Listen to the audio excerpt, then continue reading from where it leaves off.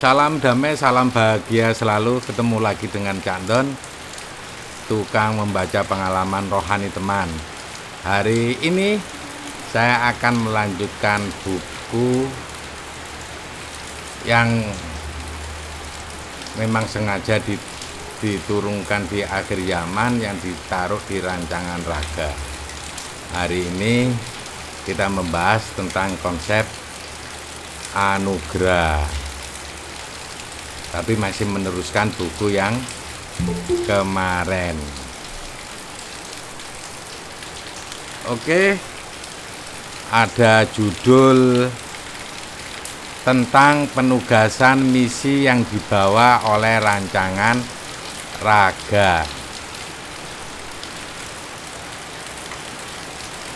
Diangen-angen dulu judulnya, tentang penugasan misi yang dibawa oleh rancangan raga. Berarti di dalam rancangan raga ini ada banyak konsep-konsep di dalamnya. Konsep itu memang dimasukkan di rancangan raga. Bagi siapa aja yang kepingin mendapatkan fasilitas yang ada di rancangan raga, lebih dahulu percayai dulu tentang pertemuan dengan Tuhan, baru tanya kepada Tuhan, dan rancangan raga itu ditaruh di mana. Begitu caranya. Oke, kita masuk ke bagian tulisan. Pada bagian ini juga menjadi bagian yang tidak tertinggal pada rancangan raga. Penjelasan di atas yang kemarin, di konten yang kemarin, adalah penjelasan awal jika kalian berhadapan dengan rancangan raga. Jadi kemarin itu masih penjelasan awal ketika berhadapan dengan rancangan raga. Kemudian anugerah yang apa yang dapat kalian rasakan saat bersama dengan rancangan raga. Kemudian Tuhan memberikan pesan bahwa tidak hanya itu, kita mengambil anugerah yang lebih dari itu, yaitu mempelajari tentang siapakah rancangan raga yang telah diturunkan.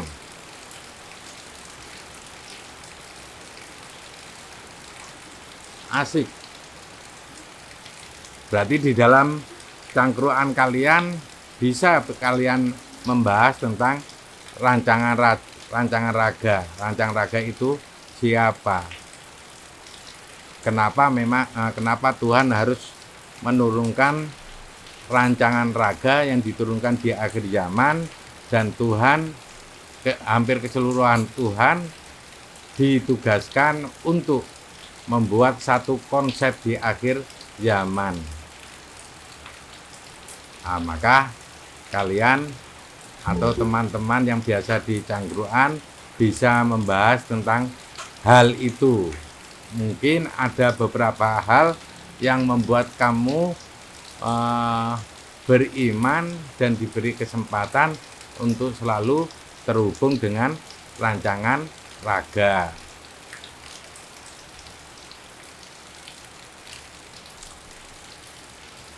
Konsep seperti kami hanyalah sebuah rangkaian-rangkaian yang dapat menyempurnakan raga saja untuk menutup celah umat dari segala sisi. Jadi rangkaian-rangkaian yang diberikan oleh Tuhan yang konsep yang masuk di dalamnya itu memang untuk menutup celah umat dari segala sisi.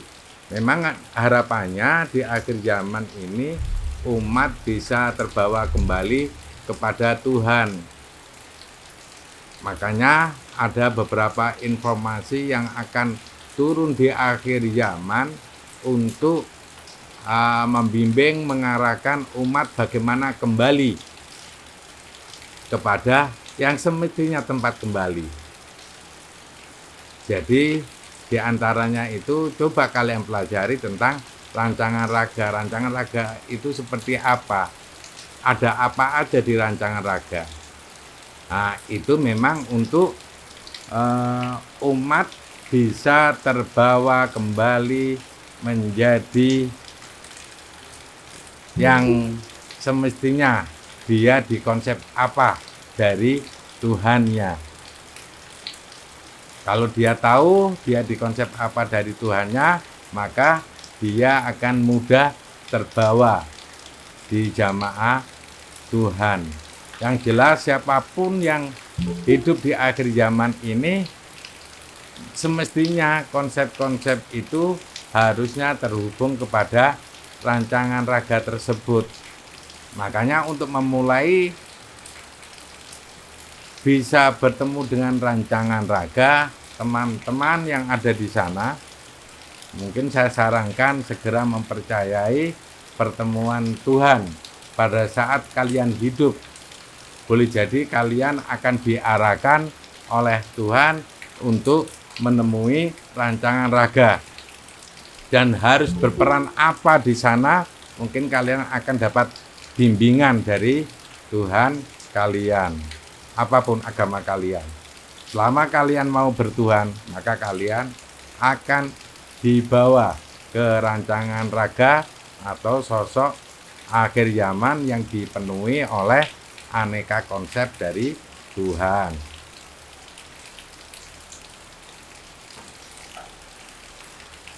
Seperti yang tersebutkan sebelumnya, raga yang diturunkan adalah sebagai sebuah anugerah. Silakan kalian mempelajari dan menggunakannya sebaik-baiknya. Anugerah tersebut salah satunya juga untuk mendampingi kalian. Selama kalian mendapatkan pendampingan dari rancangan raga, itu berarti kalian termasuk orang yang mendapatkan anugerah. Tapi kadang-kadang yang didampingi ucul, lepas begitu saja, bahkan takut didampingi. Karena didampingi nanti ada bisikan yang aneh-aneh. Bisikan dari rancangan raga, boleh jadi itu akhirnya takut mendekati raga. Padahal ketika kamu mendekati raga, maka kemungkinan kamu didampingi tanpa raga harus merasa mendampingi. Kamu datang otomatis mendapatkan anugerah berupa pendampingan. Apakah power, apakah ilmu-ilmu, apakah masalah-masalah yang harus terselesaikan, boleh jadi kalian akan mendapatkan pendampingan. Cuma memang untuk terhubung ke raga agak lumayan sedikit sulit. Tapi bagi orang yang serius, bagi orang yang sungguh-sungguh, tidak ada kata sulit. Tapi yang perlu dipertanyakan adalah apa perlunya kalian didampingi di akhir zaman oleh raga tersebut. Renungi dan sampai menemukan satu alasan yang kuat, memang saya perlu berdampingan dengan raga. Pendampingan kepada para manusia-manusia yang diturunkan pada zamannya menjadi sosok manusia sebaik-baiknya di mata Tuhan. Saya ulang lagi, pendampingan kepada para manusia-manusia yang diturunkan pada zamannya, berarti kalau pada zamannya sekarang ini, sosok raga itu turun lagi di akhir zaman untuk mendampingi manusia, maka manusia tersebut menjadi manusia yang sebaik-baiknya. Karena di dalam pendampingan itu raga akan mengajarkan bagaimana hidup itu bermanfaat bagi manusia lain, bagaimana hidup itu bisa bermanfaat bagi ciptaan yang lain, karena kalian akan diajarkan ke sana. Dan ini juga sudah ada di konsep sebelumnya. Ya, khairun nasi anfa'uhum linnas. Sebaik-baik manusia adalah manusia yang bermanfaat bagi manusia lain. Tapi sekarang di akhir zaman tidak hanya pada manusia saja, tapi kepada seluruh ciptaan. Bahkan yang selama ini dimusuhi oleh kebanyakan manusia, kita harus tetap bermanfaat kepada mereka. Bermanfaat yang bagaimana? Bagaimana mereka disadarkan untuk bisa kembali kepada Tuhannya, dan setelah itu menjalankan perjalanan berikutnya dengan Tuhannya. Bersyukurlah orang-orang yang didampingi oleh sosok raga tersebut. Juga sebagai sosok manusia yang memberikan kemanfaatan sebanyak-banyaknya untuk manusia lain. Bahkan menjadi manusia yang bermanfaat untuk Tuhan dan alam semesta. Boleh jadi ketika kalian datang ke sana, ke Rancangan Raga, kalian akan diajarkan bagaimana dirimu bermanfaat untuk Tuhanmu, bagaimana dirimu bermanfaat kepada alam semesta.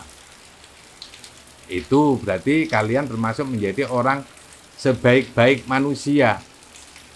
Mestinya ini menjadi perenungan yang dalam untuk kita semuanya.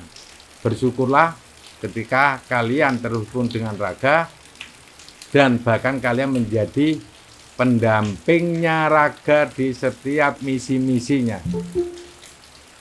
Ketika kamu selalu mengikuti misi-misi yang ada di raga, maka kamu menjadi sebaik-baik manusia, bahkan menjadi manusia yang disempurnakan oleh Tuhan. Ini harus kita renungi bersama.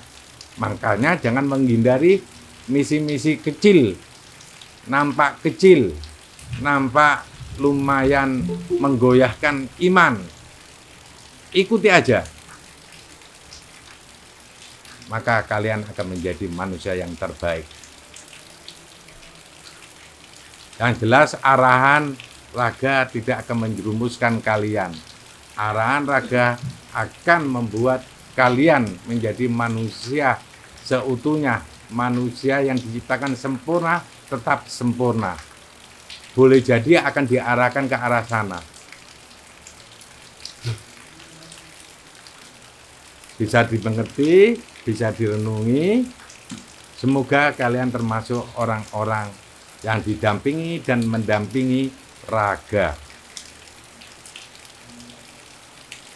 Kabar seperti ini, kembali ke tulisan lagi, tidak semua ciptaan mengetahuinya. Nah, tentang hal begini tidak semua ciptaan mengetahuinya. Bahkan yang daring sekarang ini belum tentu bisa mengambil sikap yang semestinya. Sudah dapat informasi, bahkan setelah daring hilang. Oh, kok tak omongkan daring ini? Ya nggak apa-apa ya. Memang ini kontennya memang awalnya memang untuk kita sendiri. Wow, ada foto. Kabar seperti ini tidak semua ciptaan mengetahuinya.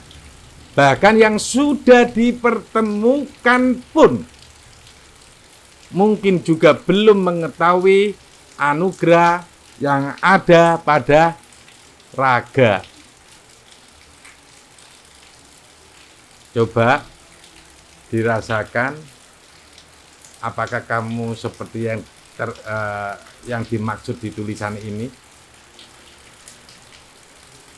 Renungi aja, akui, kalau sudah akui, segera pengambilan sikap sebagai temannya raga yang sejati.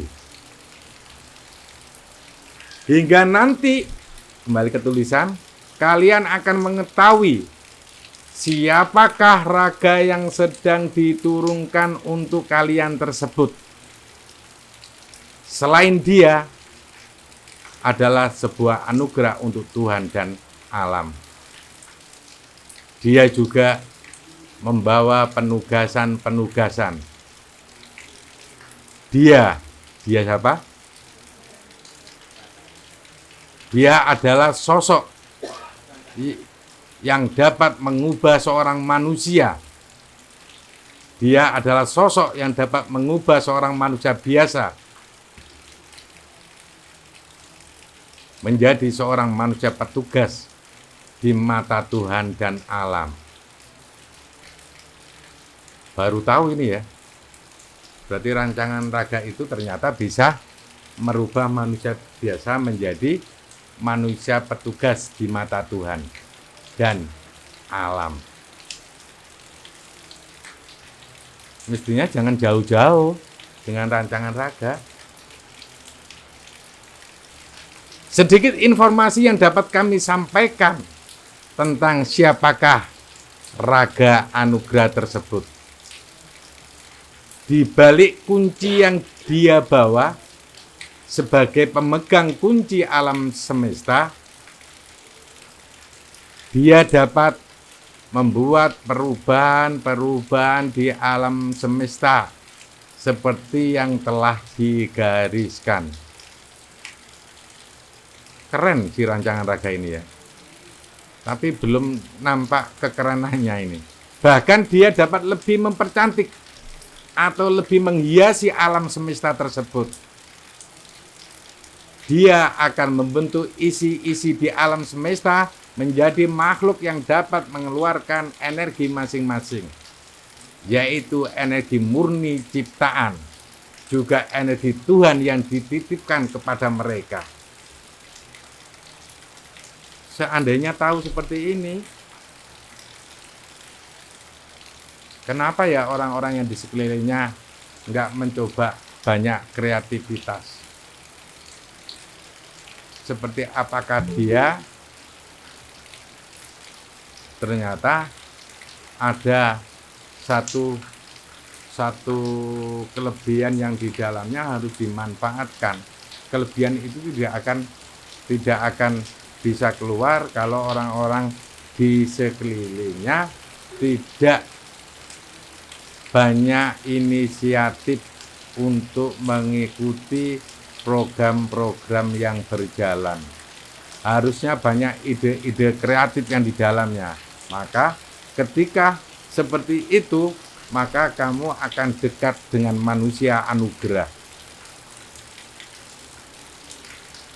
Boleh jadi, seandainya kalian berada di sekeliling rancangan raga tersebut, dia akan melakukan pembongkaran terhadap alam semesta ini. Alam semesta mau dibongkar, mau dijadikan apa sama dia? Mungkin dijadikan sesuatu yang lebih baik, sesuatu yang penuh dengan kedamaian, sesuatu yang indah, sesuatu yang nyaman untuk siapapun yang bisa merasakannya. Karena dia ternyata diberi satu kelebihan, yaitu melakukan pembongkaran di alam semesta, yang alam semesta ini kemungkinan sudah rapuh akan dibongkar menjadi remaja lagi, atau yang sudah tua akan dibikin remaja lagi, seperti itu. Kalau sudah seperti itu, kenapa kamu tidak mau mendekat-dekat sama si rancangan raga itu? Memang untuk mendekati rancangan raga itu agak lumayan sulit. Kayaknya orangnya itu kayak nggak pedulian, nampaknya membuat kita gemes untuk bisa masuk di area rancangan raga tersebut. Nggak tahu kenapa diciptakan seperti itu. Kadang-kadang ada orang yang datang hanya dilihat aja, tergantung perasaan mereka yang datang. Akan saya beritahu, rancangan raga itu tergantung kepada kalian yang datang. Kalian mempunyai bibit-bibit untuk mencintai alam atau tidak, bibit-bibit untuk mencintai Tuhan atau tidak. Hidupmu hanya demi kemanfaatan alam dan Tuhan atau tidak. Kalau ada seperti itu di dalam dirimu, maka kamu akan menjadi orang yang terbimbing dan terperhatikan, dan termasuk kamu akan bisa meraih anugerah yang sebesar-besarnya yang dilewatkan oleh melalui raga. Begitu. Karena di sana penuh konsep Tuhan di dalamnya. Dia akan mencari, bahkan tidak akan membiarkan sekecil apapun bibit kerusakan di dunia ini dapat tumbuh. Nah, ini untuk memahami raga ya. Dia akan mencari, bahkan tidak akan membiarkan sekecil apapun bibit kerusakan di dunia ini dapat tumbuh. Keren juga si raga ini ya. Hal itu pun akan dia lakukan bersama dengan petugas-petugas yang telah dia bentuk. Oh, berarti rancangan raga itu bisa membentuk petugas-petugas Tuhan. Atau petugas-petugas untuk membenahi alam. Ya, semoga usahanya bisa berhasil. Para ciptaan yang sedang mengikuti polanya,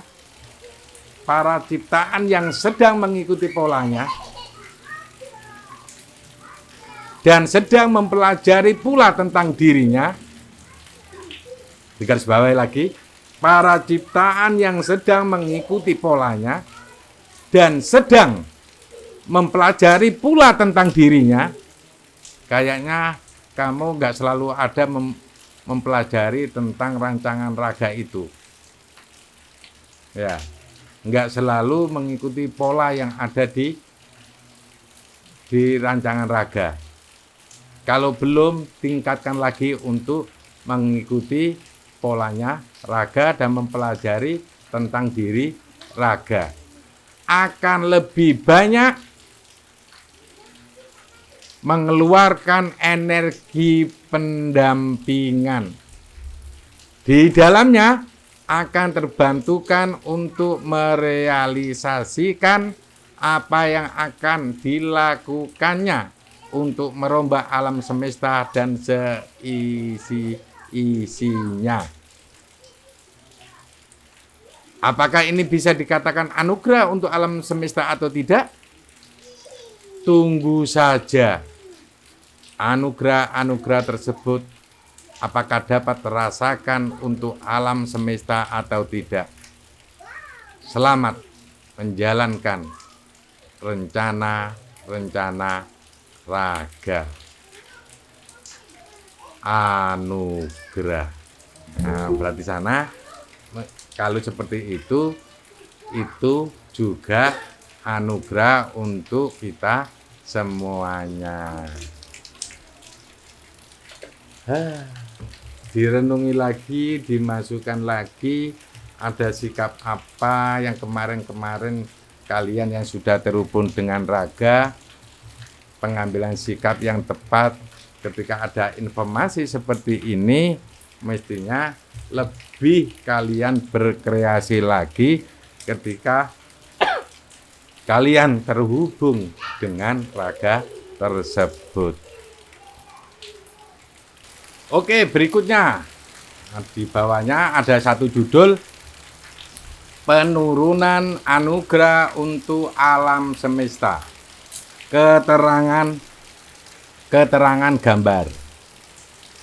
Terdapat gambar sebuah tangan yang membawa sebuah bumi yang bersinar. Ini baru tulisannya ya. Kami menyapa kepada seluruh alam semesta. Wahai alam semesta, kalian semua beranugerah dan terdapat sebuah penopang atau tumpuan atau obat untuk kalian, wahai alam semesta. Telah turun obat untuk kalian, sehingga wahai alam yang sedang sakit, ambillah, manfaatkan obat untuk alam semesta tersebut. Kalian akan cepat pulih, kalian akan cepat termajakan. Hal itu tidak perlu kalian tunggu. Dengan kalian menjadi alam semesta yang sebaik-baiknya, sama halnya kalian sedang didampingi oleh sosok anugerah yang diturunkan itu. Dia sudah hadir. Energinya sudah hadir pada kalian semua. dan kalian tinggal mengaktifkan bagian diri kalian saja. Suatu saat nanti, dengan kesungguhan kalian, dengan kegigihan kalian untuk mengawal alam semesta menjadi baik pula, kalian akan dipertemukan dengan sosok raga ini.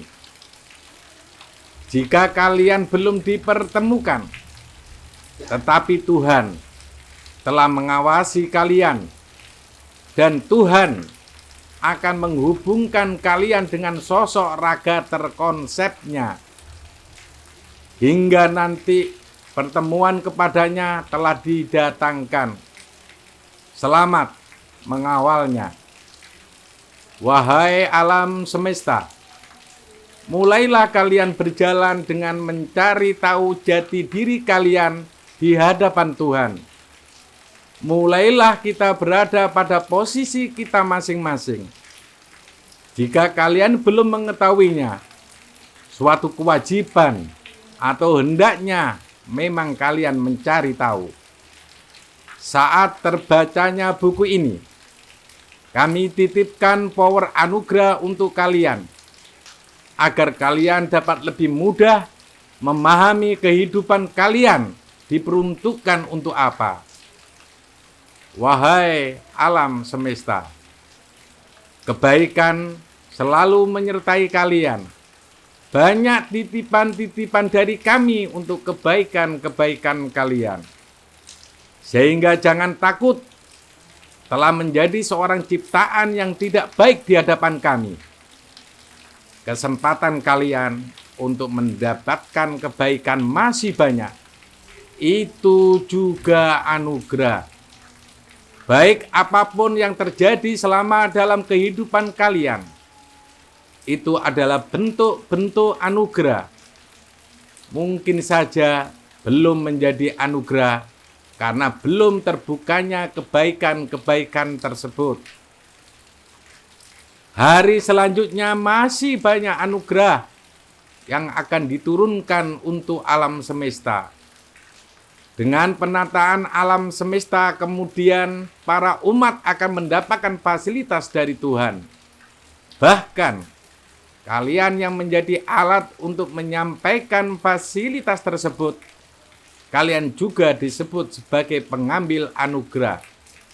Tentu para pengambil atau penyampai anugerah juga mendapatkan karunia, perlindungan, kasih sayang dari Tuhannya. Cepat lambatnya anugerah yang diterima tergantung pada diri kalian masing-masing.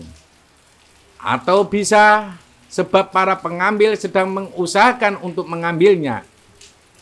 Para pengambil fasilitas Tuhan mempunyai kewenangan dan bebas untuk menurunkan aneka ragam fasilitas yang telah lama belum bisa diturunkan. Itu juga sangat membantu terbukanya anugerah yang sudah lama tertimbun. Jika kalian bukan menjadi seorang pencari anugerah, akan lebih baik bila kalian menjadi seorang penyampai anugerah tersebut. Fasilitas apa yang belum dapat tersampaikan ke alam semesta, dan kalian berpikir untuk menyampaikan apa yang belum diturunkan. Kemudian, mungkin Tuhan akan teringankan, dan Tuhan mendapat keyakinan bahwa Dia akan dapat terhubung kepada ciptaannya.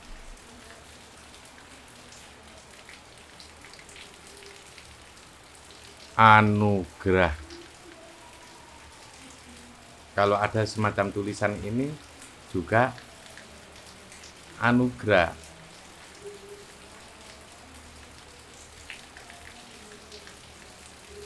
Membuka wacana atau memulai mengenal tentang siapakah Tuhan juga bagian dari anugerah. Terkadang Tuhan lebih percaya diri dan dapat mengenalkan dirinya secara leluasa melalui firman, atau bisa disebut juga melalui sebuah tulisan.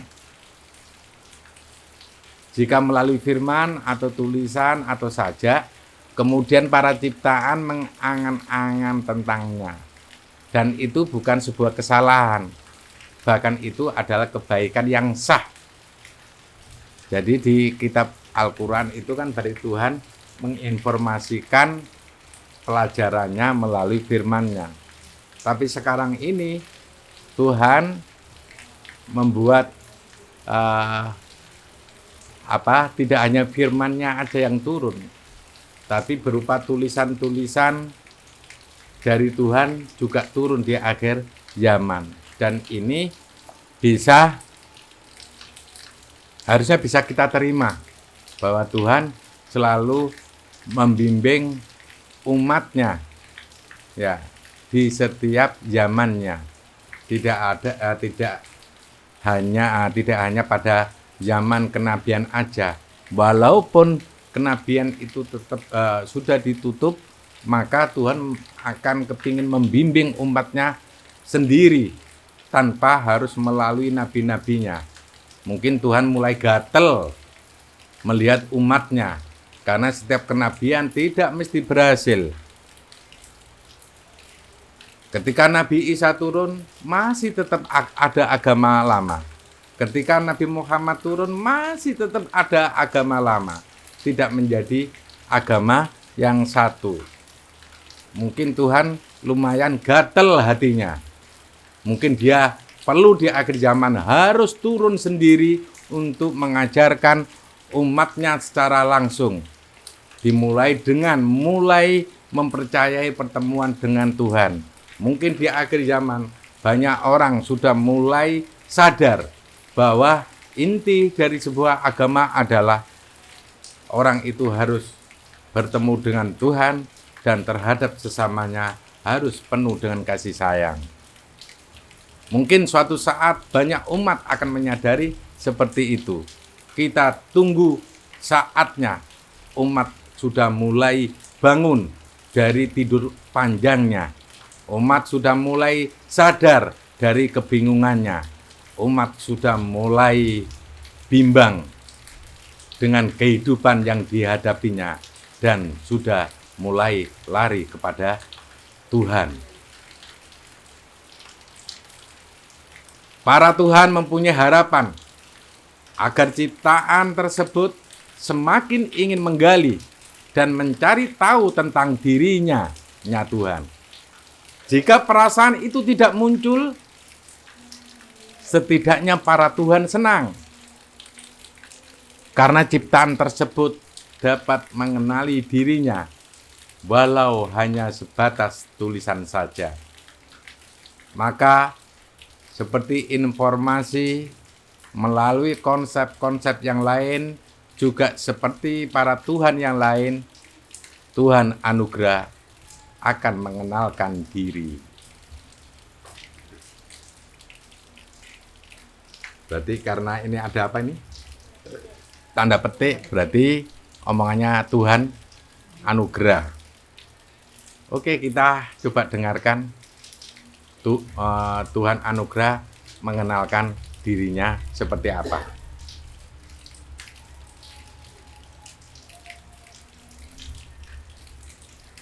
Mungkin aku tidak tahu cara memperkenalkan Tuhan yang baik seperti apa.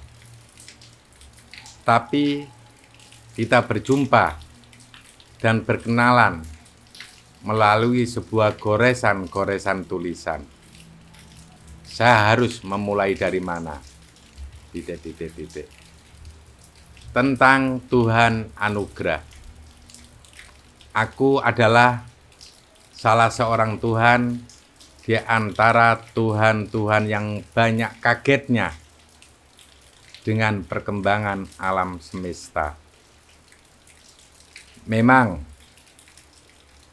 pada dunia Tuhan yang mana kami membuat konsep untuk alam, kami sangat terbantukan sekali dengan pembuatan konsep untuk alam. Dengan Tuhan membuat alam atau membuat ciptaan dapat merubah banyak hal pada dimensi ketuhanan. Perubahan-perubahan yang terjadi pada wilayah Tuhan juga terbantukan melalui adanya ciptaan tersebut. Memang kitab bisa dikatakan sebagai Tuhan yang tidak terlalu eksis dan bergelut di dunia ketuhanan. Namun ciptaan-ciptaan yang datang kepada dunia Tuhanlah yang dapat merubah tatanan dunia Tuhan.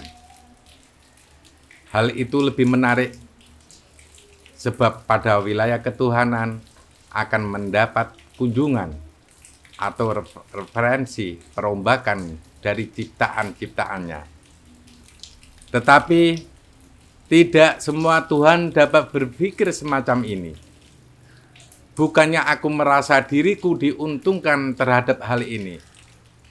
Namun, aku bersama dengan Tuhan yang lain bisa juga dijadikan bahkan cemoohan dari Tuhan lainnya, sebab dengan pembuatan alam. Belum tentu kami dapat menatanya dengan baik versi mereka. Kami saja tidak dapat menata wilayah ketuhanan. Bagaimana dengan wilayah ciptaan? Itu pendapat versi mereka.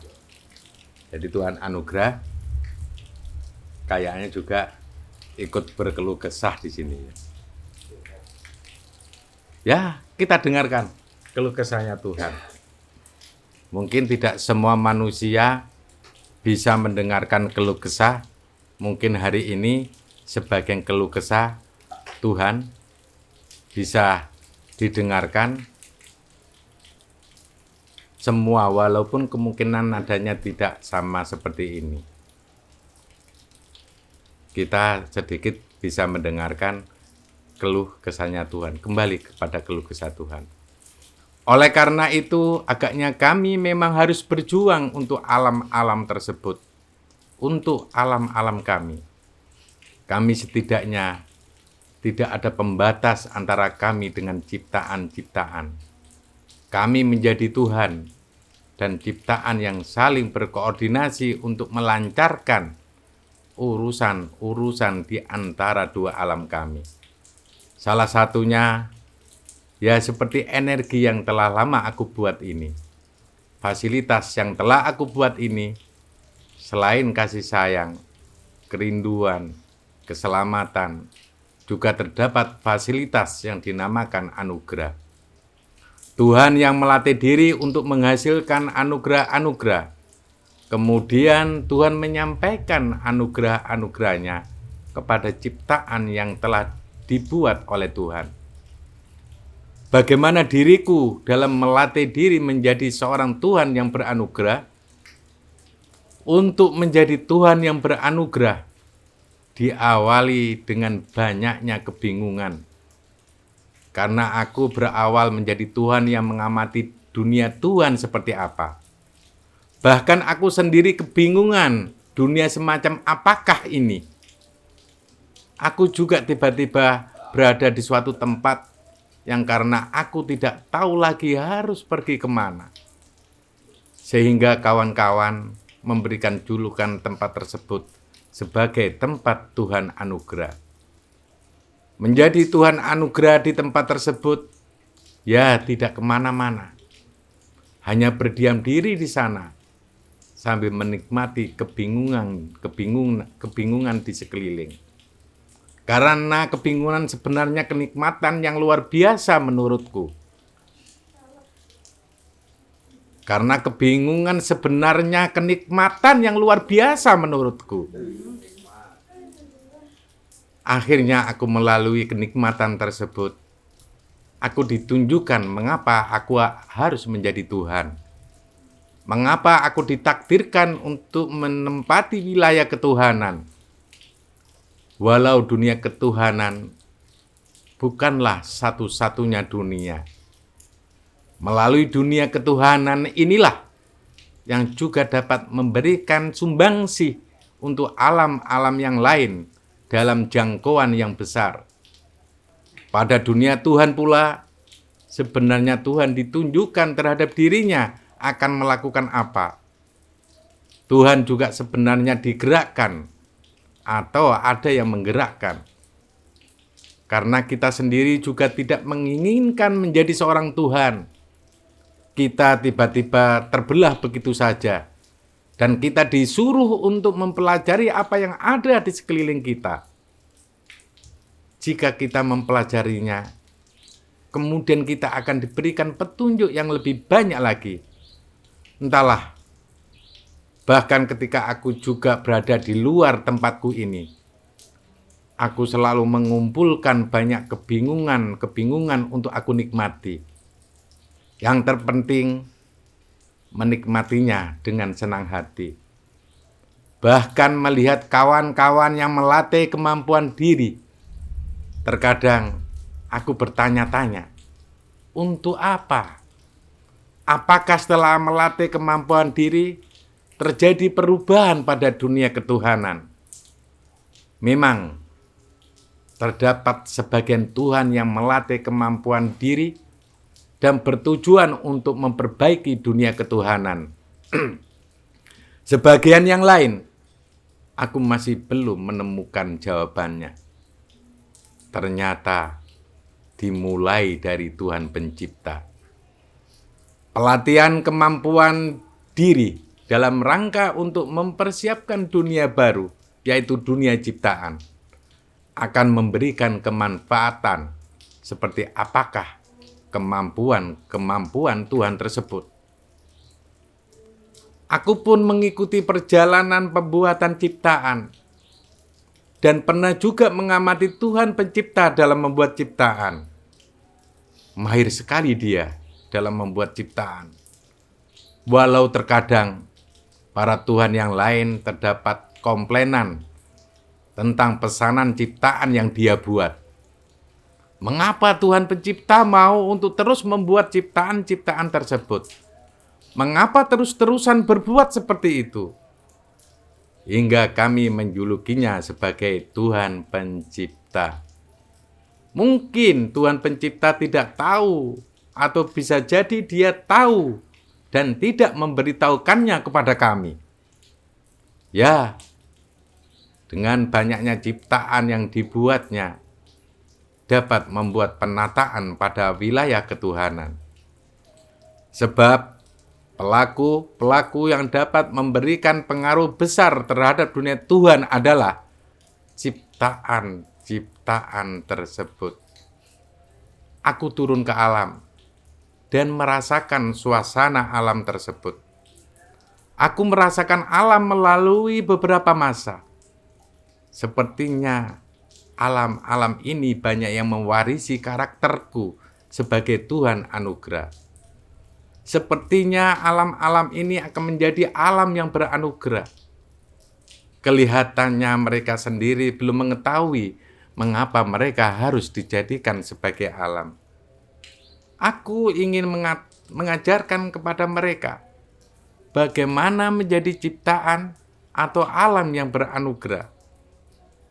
Aku melihat para Tuhan juga sedang berusaha untuk menjalankan alamnya, merawat alamnya. Tetapi mereka sangat perlu untuk diberikan sebuah semangat agar mereka tidak melupakan dan setiap saat menjadi pendamping ciptaan tersebut. Sebagai Tuhan anugerah, juga berkoordinasi dengan Tuhan pemberi petunjuk, Tuhan pemberi ilmu, Tuhan mengatur, supaya para ciptaan juga mendapatkan anugerah. Aku bekerja mengawal diturunkannya petunjuk-petunjuk di alam. Aku menyisipkan dengan sinar anugerah saat petunjuk disampaikan. Walaupun sinar anugerah tersebut belum tentu diterima, aku tidak kecewa. Aku percaya bahwa suatu saat nanti akan ada yang bisa memecahkan petunjuk tersebut dan menerima sinar anugerah dariku. Memang, karakter ciptaan yang mudah mendapatkan anugerah adalah ciptaan yang ulet. Ciptaan-ciptaan yang aku konsep tentunya mereka akan mempelajari bagaimana menjadi seorang ciptaan yang beranugerah. Harusnya seperti itu. Anugerah.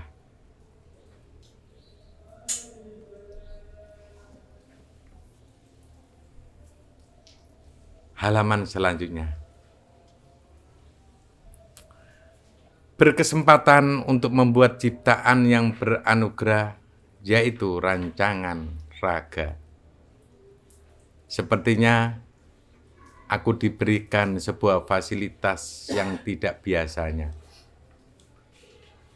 Kali ini terdapat ciptaan yang sudah setengah jadi, diberikan kepada Tuhan, dan Tuhan diberi kesempatan untuk seakan-akan menjadi ciptaan terkonsepnya.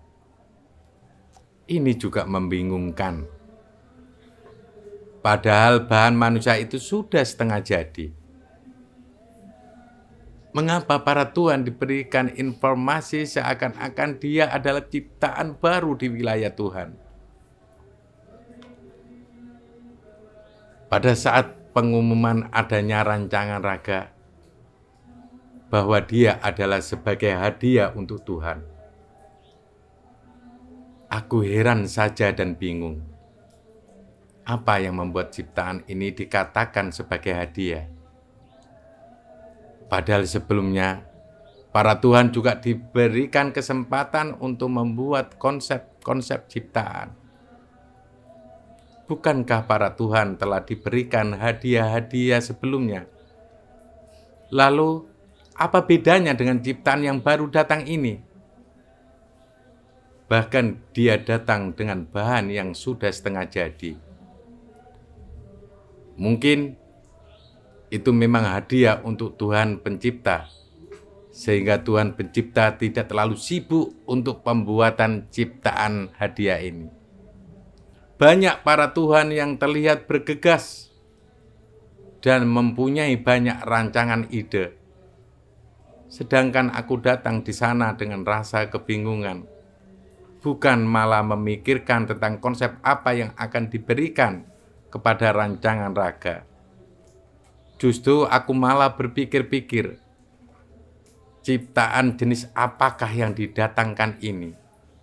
Asalnya dari mana?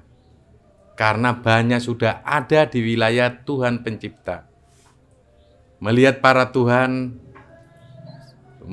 Tuhan juga aku heran. Memangnya sebelumnya Tuhan tidak merasakan hadiah seperti ini sebelumnya? Tuhan anugerah berdiam diri di tempat Tuhan Pencipta dan mengamati dengan merasakan keanehan-keanehan.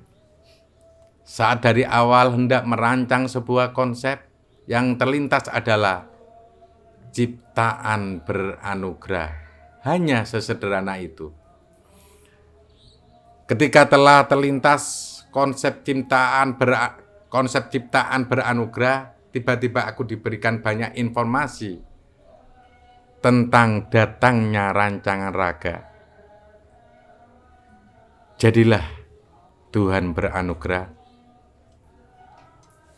Ini berarti omongannya rancangan raga. Jadilah Tuhan beranugerah. Aku adalah rancangan raga yang didatangkan sebagai penyalur berita kepada alam, juga kepada Tuhan. Aku sebagai pemberi informasi pula kepada Tuhan, juga dapat sebagai penyampai informasi dari Tuhan kepada alam. Mungkin Tuhan belum mengetahui ke depannya Tuhan akan diperjalankan seperti apa. Aku akan memberitahukan hal itu jika benar-benar Tuhan mencari tahu. Begitu pula untuk alam atau ciptaan, aku akan beritahu kepada mereka jika mereka benar-benar mencari tahu.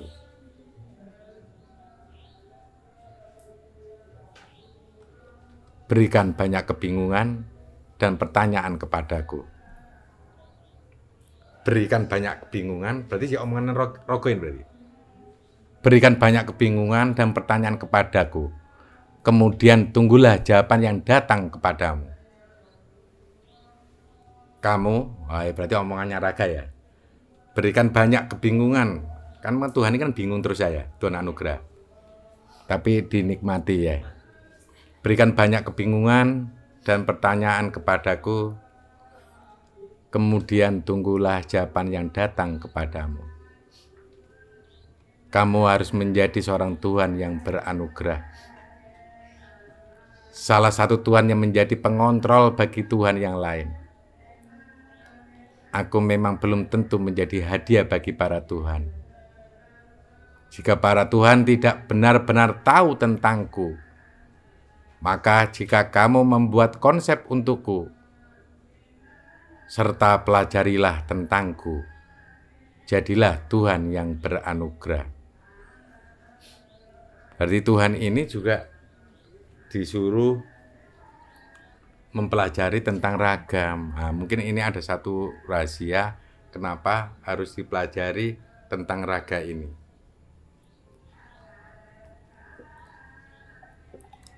Sering ketemu, belum tentu kamu mempelajari raga. Coba itu bagi teman-teman yang mempunyai kesempatan banyak untuk mempelajari tentang raga. Apakah ketika kamu mempelajari tentang raga akan mendapatkan satu fasilitas atau mendapatkan satu anugerah? Saya yakin kalian dengan mempelajari raga itu, maka kalian akan mendapatkan banyak anugerah, banyak konsep-konsep kehidupan yang akan datang kepada kamu yang lebih mencerahkan untuk menjalani kehidupan yang penuh terang benderang ini. Boleh jadi kalau kalian mencoba mempelajari raga.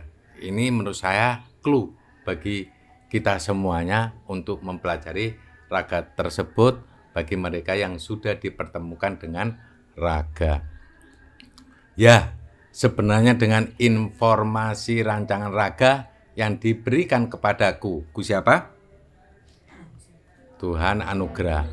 Aku sepakat bila hadiah yang didatangkan kepada kami para Tuhan tidak akan menjadi hadiah bila kami tidak mempelajarinya. Ini loh.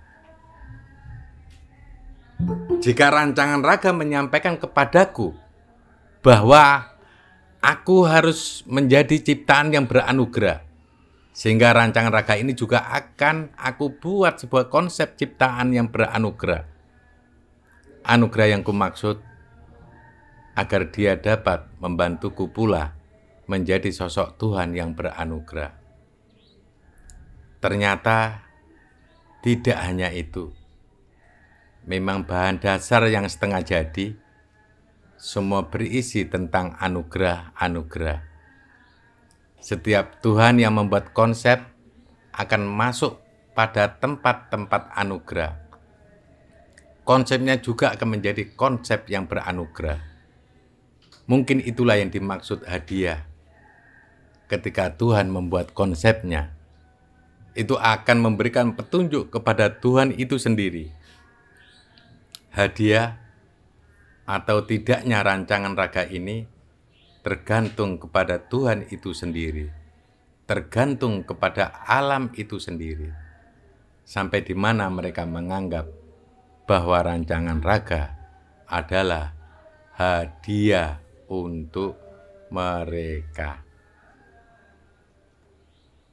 Anugerah. Dalam membuat konsep, aku tidak terlalu ingin cepat-cepat membuat konsep anugerah ini.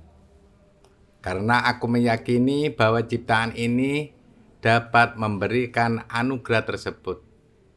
Aku menunggunya di sana, sambil menyempurnakan pola pikirku terhadap rancangan raga. Aku menunggunya di sana, sambil menyempurnakan pola pikirku terhadap rancangan raga. Berarti Tuhan diutak berarti. Kan menungso ini gambarannya Tuhan juga. Jadi punya otak juga. Aku menunggunya di sana sambil menyempurnakan pola pikirku terhadap rancangan raga. Bahkan aku sempat mengamati seakan-akan Tuhan yang memberikan sebuah konsep dalam rancangan raga tidak berpengaruh besar pada rancangan raga itu sendiri. Konsepnya seperti melebur saja setelah diletakkan di sana. Karena setelah dimasukkan, tidak ada perubahan bahwa raga menjadi seorang ciptaan yang super power. Rancangan raga tidak berubah seperti asalnya, namun yang berubah justru Tuhan yang memberikan konsepnya. Tahu-tahu terdapat energi yang berubah dari Tuhan yang meletakkan konsepnya. Ini pengamatannya Tuhan anugerah. Oh, begitu. Sedikit tahu tentang bagaimana kerja rancangan raga tersebut kepada Tuhan. Saat aku telah berencana untuk membuat konsep rancangan raga, aku datang kepada raga. Aku tidak menyerahkan apa-apa kepada rancangan raga. Aku menyerahkan diriku untuk menjadi konsep pada rancangan raga. Aku menyerahkan kemampuanku agar dimasukkan dalam rancangan raga. Sebab aku mempunyai pola, bukan Tuhan yang akan memberikan konsep kepada raga. Namun Tuhanlah yang akan dibenahi oleh raga tersebut. Rancangan raga telah menjadi sosok yang beranugerah. Rancangan raga kemudian menerima agar kemampuanku diambil dan dimasukkan dalam dirinya. Aku pun tidak merasakan ada perubahan apa-apa dalam diriku. Aku merasa tidak sama seperti Tuhan-Tuhan lainnya. Aku seperti tidak mendapat perubahan. Padahal aku menyerahkan kemampuanku dan pola pikirku terhadap rancangan raga sebagai ciptaan beranugerah. Namun, aku berterima kasih kepada rancangan raga telah menerima rancangan konsepku. Dia akan menjadi sosok ciptaan yang akan memberikan petunjuk anugerah bagi Tuhan dan alam. Aku sebagai Tuhan yang telah memberikan konsep akan menjalankan saran dari raga agar menjadi Tuhan yang beranugerah. Raga yang telah dipersiapkan menjadi sebuah hadiah akan terus menjadi bahan pembelajaran bagi Tuhan anugerah. Ini omongan ya. Persiapan untuk penurunan sebuah anugerah dan akan mengubah Tuhan dan alam menjadi anugerah yang belum mereka sadari. Perjuangan membuka anugerah. Perjuangan para penyampai anugerah untuk Tuhan dan alam. Keterangan pembaca. Buku dikasih selesai. Kemudian ditutup oleh Panglima Langit dan Bumi.